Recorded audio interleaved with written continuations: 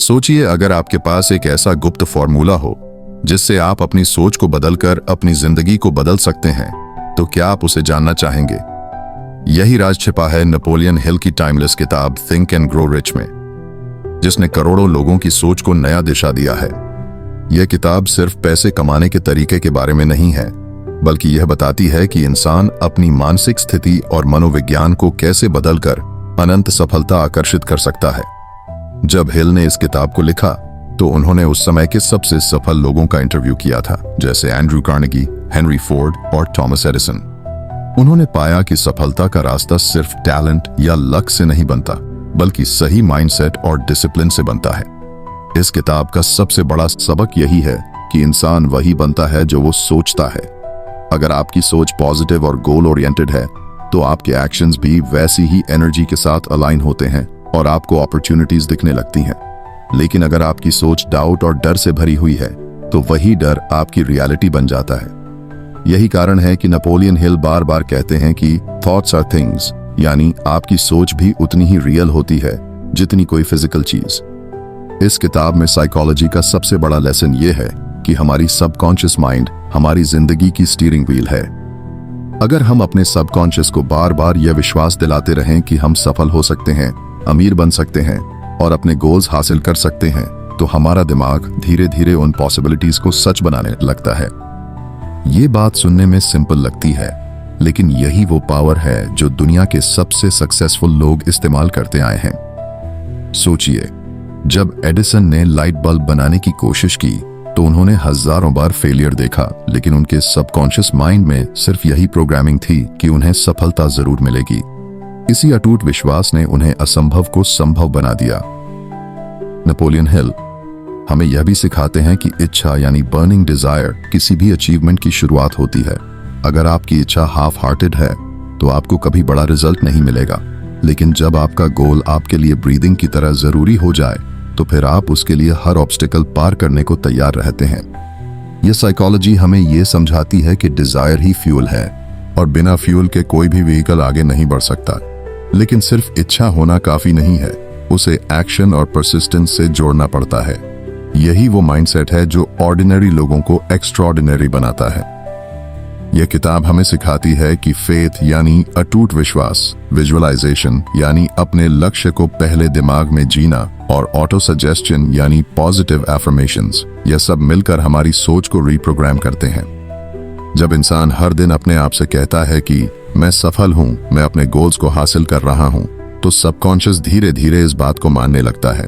और जब subconscious mind किसी बात को सच मान लेता है, तो फिर पूरा शरीर और पूरा दिमाग उसी दिशा में काम करना शुरू कर देता है। यही कारण है कि बहुत से लोग कहते हैं कि सक्सेस पहले दिमाग में जीती जाती है और उसके बाद रियलिटी में मिलती है। लेकिन नेपोलियन हिल ने यह भी बताया कि केवल सोचने से कुछ नहीं होता, एक्शन लेना उतना ही जरूरी है।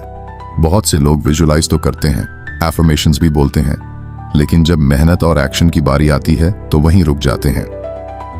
यह किताब बार बार रिमाइंड कराती है कि नॉलेज और सोच सिर्फ तभी वैल्यूबल है जब उसे ऑर्गेनाइज्ड और एक्शन ओरिएंटेड बनाया जाए।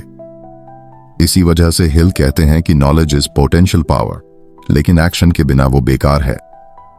एक और गहरी सीख यह है कि फेलियर एक्चुअली सक्सेस का हिस्सा है। हिल बताते हैं कि हर फेलियर अपने साथ एक हिडन अपॉर्चुनिटी लेकर आता है। अगर आप फेलियर को डर की नजर से देखेंगे तो वो आपको रोक देगा, लेकिन अगर आप उसे सीख की तरह लेंगे तो वही आपको आगे बढ़ने की ताकत देगा। यही साइकोलॉजी सबसे बड़े अचीवर्स में कॉमन पाई जाती है कि वे फेलियर्स को कभी अंत नहीं मानते, बल्कि उन्हें आगे बढ़ने का स्टेपिंग स्टोन मानते हैं। अब जरा सोचिए, आपकी जिंदगी में भी कितनी बार आपने किसी ड्रीम को सिर्फ इसलिए छोड़ दिया क्योंकि शुरुआत में वो मुश्किल लगा। शायद किसी एग्जाम की तैयारी में, किसी बिजनेस आइडिया में या किसी ट्रेडिंग डिसीजन में आपने जल्दी गिव अप कर दिया हो।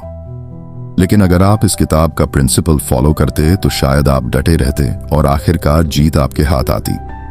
यही डिफरेंस है एवरेज और सक्सेसफुल लोगों में। यह किताब एक और साइकोलॉजिकल सीक्रेट बताती है, और वो है मास्टरमाइंड प्रिंसिपल। जब आप अपने आप को ऐसे लोगों के साथ घेरते हैं जो आपसे बेहतर सोचते हैं, जिनकी एनर्जी और एम्बिशन ऊंची है, तो आपकी सोच भी वैसी ही बनने लगती है। आपका दिमाग उनकी वाइब्रेशंस अब्सॉर्ब करता है और आप खुद को उनकी तरह डेवलप करने लगते हैं। यही वजह है कि कहा जाता है कि you are the average of 5 people you spend most of your time with. इसलिए अगर आप सक्सेस चाहते हैं तो खुद को ऐसे एनवायरनमेंट में रखिए जहां ग्रोथ पॉसिबल हो। नेपोलियन हिल ने यह भी समझाया कि फियर यानी डर हमारी सबसे बड़ी रुकावट है। डर इंसान की इमेजिनेशन को सीमित कर देता है और हमें एक्शन लेने से रोकता है। लेकिन डर असलियत नहीं है, वो सिर्फ हमारी माइंड की एक क्रिएशन है। अगर आप डर को जीत लेते हैं तो सक्सेस का रास्ता अपने आप खुल जाता है। यही कारण है कि किताब बार बार कहती है कि फेथ और फियर एक साथ नहीं रह सकते। जिस दिन आपने फेथ को अपने अंदर पूरी तरह इंस्टॉल कर लिया, उसी दिन डर की कोई जगह नहीं बचेगी। और सबसे दिलचस्प साइकोलॉजी यह है कि पैसा और सफलता एक्चुअली मैग्नेट की तरह अट्रैक्ट होते हैं। जब आपका दिमाग अबंडेंस पर फोकस करता है तो आप अपॉर्चुनिटीज को देख पाते हैं, लेकिन जब आप स्कैर्सिटी पर फोकस करते हैं तो आपको हर जगह कमी ही नजर आती है। इसी वजह से कई लोग कहते हैं कि रिच लोग और रिच होते जाते हैं क्योंकि उनका दिमाग वेल्थ की पॉसिबिलिटीज पर फोकस करता है, जबकि गरीब लोग और गरीब होते जाते हैं क्योंकि उनका दिमाग कमी और प्रॉब्लम पर ही अटका रहता है। इस किताब की लर्निंग्स सिर्फ पैसे कमाने के लिए नहीं है, बल्कि यह आपके पूरे जीवन को बदलने के लिए है। चाहे आपका गोल हेल्थ इंप्रूव करना हो, रिलेशनशिप स्ट्रांग बनाना हो या बिजनेस एम्पायर क्रिएट करना हो, प्रिंसिपल्स वही रहेंगे। सबसे पहले बर्निंग डिजायर, फिर फेथ, फिर विजुअलाइजेशन, फिर कांस्टेंट एक्शन और फिर परसिस्टेंस। यही सक्सेस का फॉर्मूला है। यानी अगर आप अपनी जिंदगी को बदलना चाहते हैं तो पहला कदम है अपनी सोच बदलना। नेपोलियन हिल की यह किताब हमें यही सिखाती है कि अमीरी और सफलता सबसे पहले आपके दिमाग में पैदा होती है और फिर आपकी रियलिटी बनती है। यह जर्नी आसान नहीं है, लेकिन यह जर्नी वर्थ इट है। नेपोलियन हिल की थिंक एंड ग्रो रिच हमें एक और बहुत ही गहरी बात समझाती है, और वो है इमेजिनेशन की ताकत। हिल कहते हैं कि इमेजिनेशन ही वह वर्कशॉप है जहां इंसान अपने सपनों और डिजायर्स को रियलिटी में बदलने के लिए पहला स्टेप लेता है। हर बड़ी इन्वेंशन, हर सक्सेसफुल बिजनेस और हर वेल्थ क्रिएशन जर्नी इमेजिनेशन से ही शुरू होती है। हेनरी फोर्ड ने सबसे पहले अपनी इमेजिनेशन में ही सोचा था कि हर इंसान अफोर्डेबल कार खरीद सकेगा। राइट ब्रदर्स ने उड़ने वाली मशीन की कल्पना पहले अपने दिमाग में बनाई थी, उसके बाद उसे हकीकत बनाया। यानी इमेजिनेशन सिर्फ बच्चों की खेल की चीज नहीं है, बल्कि यही वह पावर है जो आपको आपकी जिंदगी की नई दिशा दे सकती है। हिल इमेजिनेशन को 2 हिस्सों में बांटते हैं, सिंथेटिक इमेजिनेशन और क्रिएटिव इमेजिनेशन। सिंथेटिक इमेजिनेशन का मतलब है पुरानी आइडियाज और एक्सपीरियंसेस को जोड़कर कुछ नया बनाना, जैसे किसी बिजनेस मॉडल को मॉडिफाई करके बेटर बनाना। क्रिएटिव इमेजिनेशन का मतलब है यूनिवर्स से नए आइडियाज को अट्रैक्ट करना। यही वो इमेजिनेशन है जिससे कलाकार, इन्वेंटर्स और बड़े थिंकर्स एक्स्ट्रॉर्डिनरी आइडियाज लेकर आते हैं। नेपोलियन हिल कहते हैं कि जब आपकी इच्छा बर्निंग होती है और आप फेथ के साथ उस पर फोकस करते हैं, तो क्रिएटिव इमेजिनेशन आपके सबकॉन्शियस माइंड और इन्फिनिट इंटेलिजेंस के बीच ब्रिज का काम करती है। इसका मतलब है कि आप अपनी सोच से यूनिवर्स की एनर्जी को टैप कर सकते हैं। लेकिन सिर्फ इमेजिनेशन से काम नहीं चलता। हिल हमें प्लान बनाने और ऑर्गेनाइज तरीके से आगे बढ़ने की सलाह देते हैं। वह कहते हैं कि एक प्रैक्टिकल प्लान भले ही इम्परफेक्ट हो, एक्शन लेने के लिए जरूरी है। बहुत से लोग सक्सेसफुल नहीं हो पाते क्योंकि वे प्लानिंग में ही उलझ जाते हैं और कभी स्टार्ट नहीं करते। हिल ने साफ कहा है कि एक कमजोर योजना को निर्णय के साथ लागू करना एक मजबूत योजना को कभी लागू नहीं करने से कहीं बेहतर है। यानी एक्शन और परसिस्टेंस प्लानिंग से कहीं ज्यादा वैल्यूबल है। अब बात करते हैं एक और प्रिंसिपल की, डिसीजन मेकिंग। हिल कहते हैं कि सक्सेसफुल लोग डिसीजंस जल्दी लेते हैं और बहुत देर तक उस डिसीजन पर टिके रहते हैं। वहीं अनसक्सेसफुल लोग डिसीजंस लेने में बहुत डिले करते हैं और बार बार बदलते रहते हैं। यही रीजन है कि लीडरशिप क्वालिटीज उन लोगों में डेवलप होती हैं जो डिसाइसिव होते हैं। सोचिए, अगर आप हर बार अपॉर्चुनिटी देखकर डाउट करने लगें, डिले करने लगें, तो आपके हाथ से सक्सेस निकल जाएगी। लेकिन अगर आप करेज के साथ डिसीजन लें और उसे परसिस्ट करें, तो धीरे धीरे रिजल्ट मिलना शुरू हो जाता है। हिल ने परसिस्टेंस को भी एक बहुत पावरफुल क्वालिटी बताया है। परसिस्टेंस का मतलब है लगातार कोशिश करना, चाहे कितनी भी बार फेलियर मिले। यही वो क्वालिटी है जो हर सक्सेसफुल इंसान में कॉमन है। थॉमस एडिसन ने कहा था, मैंने 1000 बार असफल नहीं हुआ, मैंने 1000 तरीके ढूंढे जो काम नहीं करते थे।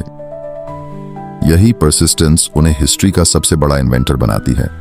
नेपोलियन हिल का मानना है कि अगर किसी इंसान में परसिस्टेंस नहीं है तो उसकी डिजायर कभी सक्सेस में कन्वर्ट नहीं हो सकती। एक और गहरी बात जो हिल बताते हैं वो है सबकॉन्शियस माइंड का रिलेशनशिप इमोशंस के साथ। वह कहते हैं कि इमोशंस हमारी सोच को एनर्जी देते हैं। अगर हम अपनी सोच को स्ट्रॉन्ग इमोशंस जैसे लव, फेथ, एंथुजियाज्म और सेक्स एनर्जी के साथ जोड़ते हैं तो वो सोच हमारी सबकॉन्शियस में डीपली प्रिंट हो जाती है और उसे रियलिटी में बदल देती है। ये बात बहुत लोगों को स्ट्रेंज लग सकती है, लेकिन हिल का कहना है कि सेक्स एनर्जी भी दुनिया की सबसे पावरफुल एनर्जीज में से एक है। अगर इंसान इस एनर्जी को कंट्रोल करके अपने गोल्स और क्रिएटिविटी में चैनलाइज करे तो एक्स्ट्रॉर्डिनरी रिजल्ट्स मिल सकते हैं। उन्होंने इसे ट्रांसम्यूटेशन ऑफ सेक्स एनर्जी कहा है। यही रीजन है कि कई सक्सेसफुल लोगों में क्रिएटिविटी और प्रोडक्टिविटी का लेवल बहुत हाई होता है। इसके बाद आता है सबसे जरूरी principle, the power of the mastermind. Hill ने इस प्रिंसिपल पर बहुत ज्यादा जोर दिया है। मास्टरमाइंड का मतलब है ऐसे लोगों का ग्रुप जिनका एक ही गोल है और जो एक दूसरे को सपोर्ट करके कलेक्टिव एनर्जी और इंटेलिजेंस क्रिएट करते हैं। जब दो या उससे ज्यादा लोग एक ही पर्पस के साथ जुड़ते हैं तो उनकी एनर्जी मल्टीप्लाई हो जाती है। यह कॉन्सेप्ट आज भी हर सक्सेसफुल बिजनेस, स्टार्टअप और ऑर्गेनाइजेशन में देखने को मिलता है। सक्सेसफुल एंटरप्रेन्योर्स हमेशा खुद को एक मास्टरमाइंड ग्रुप के साथ सराउंड करते हैं क्योंकि उन्हें पता होता है कि अकेले वो उतनी तेजी से ग्रो नहीं कर सकते। नेपोलियन हिल यह भी बताते हैं कि इंसान के अंदर छिपे हुए 6 बेसिक फियर्स उसकी सक्सेस को रोकते हैं। ये हैं पॉवर्टी का डर, क्रिटिसिज्म का डर, इल हेल्थ का डर, लॉस ऑफ लव का डर, ओल्ड एज का डर और डेथ का डर। हिल कहते हैं कि इन डर को ओवरकम करना जरूरी है क्योंकि जब तक आप डर से घिरे रहेंगे आप कभी बड़े डिसीजंस नहीं ले पाएंगे। डर आपकी इमेजिनेशन और फेथ को कमजोर कर देता है। इसलिए पहला कदम है अपने डर को आइडेंटिफाई करना और फिर धीरे धीरे उसे फेथ और एक्शन से रिप्लेस करना। और सबसे अंत में हिल ने एक बड़ा सच बताया कि धन और सफलता उसी को मिलती है जो उसके लिए तैयार रहता है। यूनिवर्स अपॉर्चुनिटीज देता है लेकिन वो केवल प्रिपेयर्ड माइंड को ही रिकॉग्नाइज होती हैं। अगर आप मेंटली, इमोशनली और प्रैक्टिकली प्रिपेयर्ड हैं तभी आपको मौका दिखाई देगा और आप उसे पकड़ पाएंगे, वरना वही मौका आपके सामने से निकल जाएगा और आप बाद में सोचते रह जाएंगे कि काश मैंने उस समय कदम उठाया होता। नेपोलियन हिल ने ऑटो सजेशन को सक्सेस की सबसे पावरफुल टेक्निक्स में से एक माना है।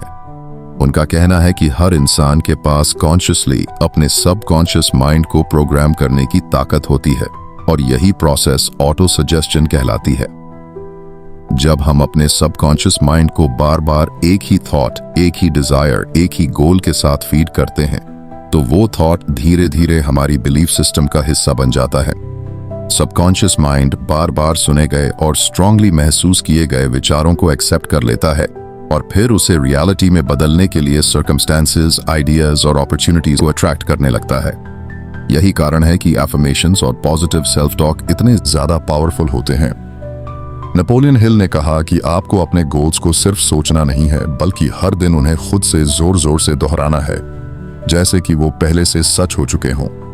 उदाहरण के लिए अगर आपका गोल फाइनेंशियल फ्रीडम है तो आपको खुद से यह कहना होगा, मैं फाइनेंशियल फ्रीडम के लिए पूरी तरह केपेबल हूं और मैं 1 करोड़ रुपए कमाने के रास्ते पर हूं। यह बात आपको शुरुआत में झूठी लगेगी, लेकिन जब आप इसे रोज बार बार कहेंगे और इसके साथ इमोशन जोड़ेंगे तो आपका सबकॉन्शियस माइंड इसे सच मानने लगेगा। जैसे ही सबकॉन्शियस माइंड इस बात को सच मान लेगा, आपकी पूरी पर्सनैलिटी, आपकी हैबिट्स और आपके एक्शंस उसी डायरेक्शन में अलाइन हो जाएंगे। हिल यहाँ पर इमोशंस की इंपॉर्टेंस भी क्लियर करते हैं। वो कहते हैं कि सिर्फ ड्राई वर्ड्स रिपीट करने से कोई फर्क नहीं पड़ता। अगर आपके वर्ड्स के साथ इमोशन नहीं है तो आपका सबकॉन्शियस माइंड उन्हें एक्सेप्ट नहीं करेगा।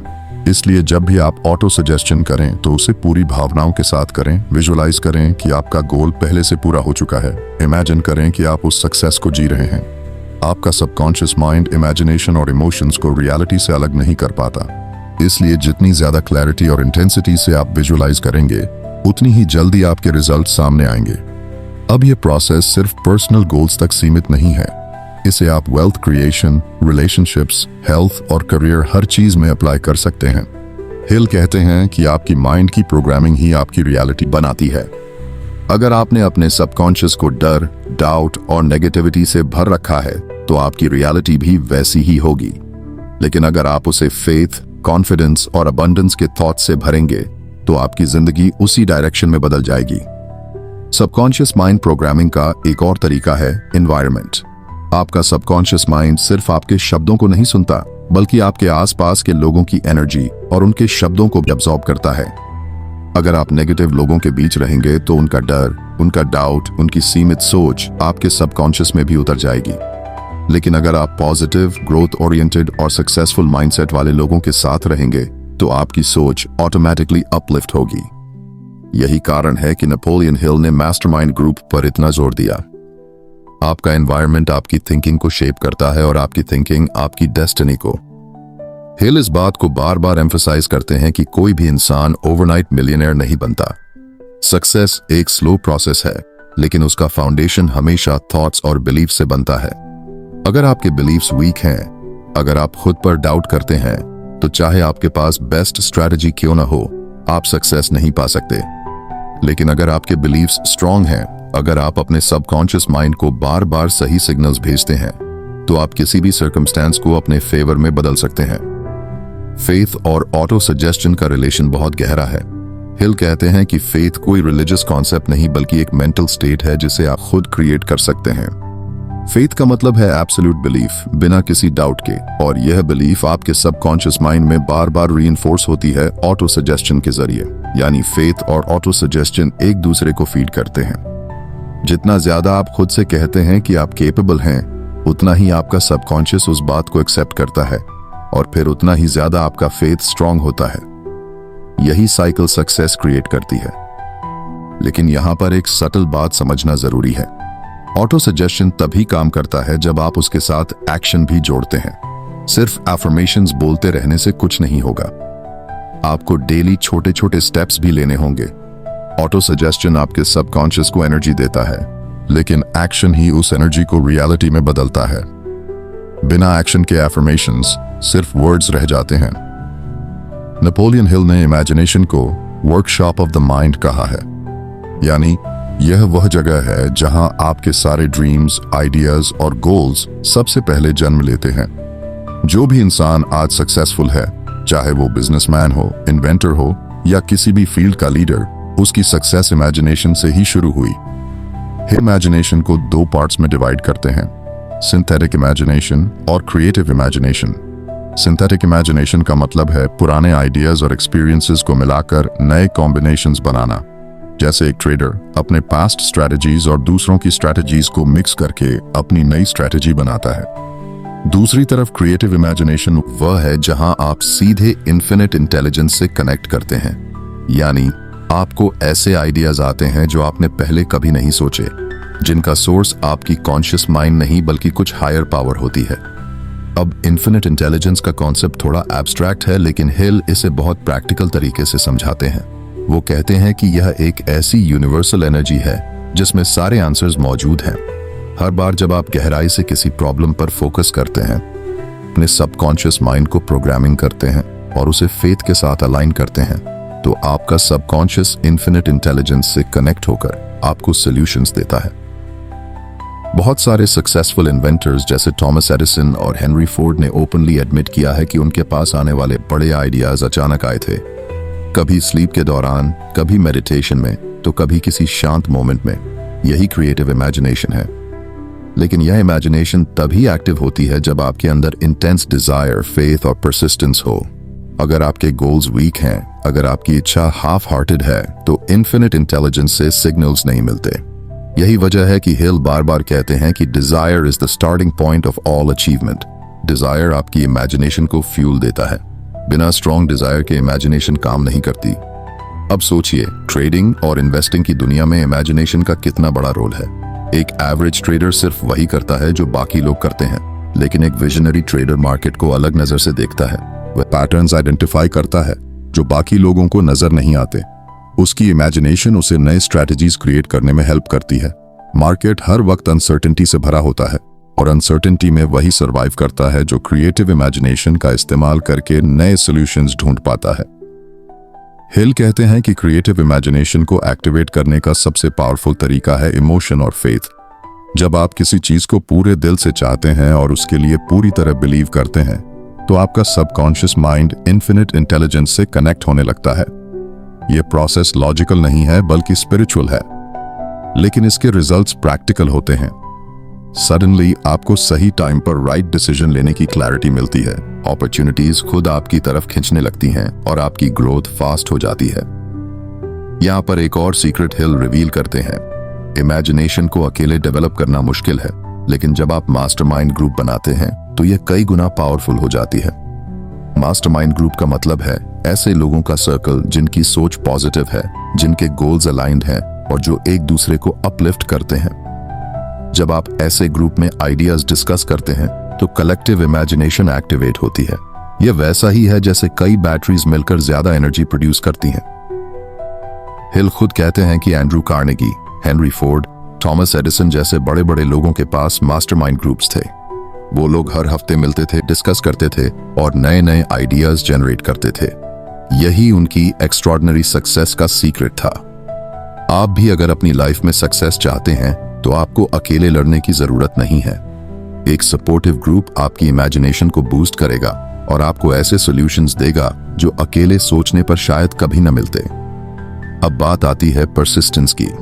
हिल साफ कहते हैं कि बिना परसिस्टेंस के डिजायर और इमेजिनेशन दोनों यूजलेस हैं। ज्यादातर लोग इसलिए फेल होते हैं क्योंकि वो बीच रास्ते में हार मान लेते हैं।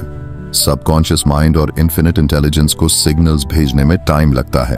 आप आज डिजायर सेट करेंगे, आज अफर्मेशंस बोलेंगे, लेकिन शायद उसका रिजल्ट 3 महीने, 6 महीने या 1 साल बाद आए। प्रॉब्लम यह है कि लोग इंतजार नहीं करते। वो 2-4 कोशिशों के बाद हार मान लेते हैं और फिर कहते हैं कि यह सब काम नहीं करता। लेकिन जो लोग लगे रहते हैं, परसिस्ट करते हैं, वही विनर्स बनते हैं। परसिस्टेंस मतलब ये नहीं है कि आप बार बार वही काम करें जो काम नहीं कर रहा। परसिस्टेंस का मतलब है हर फेलियर से सीखना और नए तरीके ट्राई करना। फेलियर एक्चुअली प्रूफ है कि आप प्रोग्रेस कर रहे हैं। हिल कहते हैं कि हर फेलियर आपके सबकॉन्शियस माइंड को और स्ट्रॉन्ग सिग्नल्स भेजता है और आपको फाइनल सक्सेस के और करीब ले जाता है।